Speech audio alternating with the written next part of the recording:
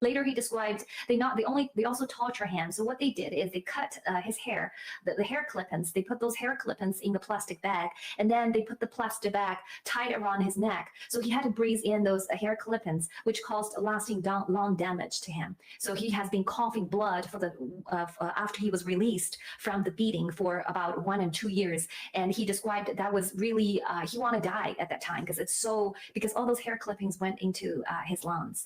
And even nowadays, he still suffers some of those permanent damage that caused by that time. That was 20 years ago. So from that torture and beating, altogether, it's 18 days.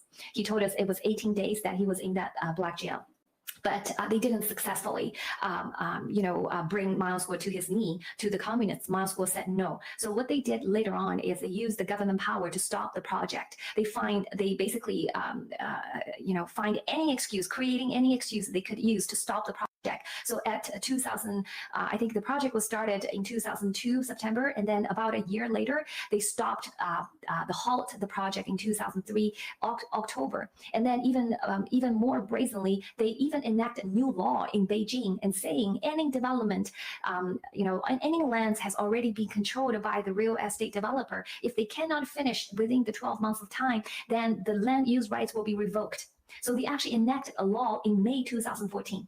And the reason why they enacted law is exactly they want to rob this, because what they did is they actually went to the court using this new law and say Miles Guo, his company, has violated this, so they need to confiscate and foster his land. And that time, the building has already started. You can actually visually see from the satellite city, I have lots of pictures, that the building, 4 of them, because it's a series of buildings altogether, 5 buildings altogether, but 4 of them has already started, half of them already finished at that time.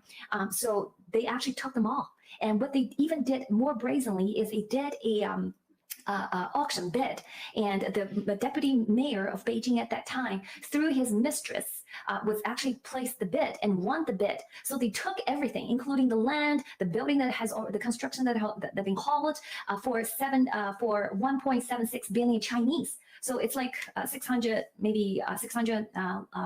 million.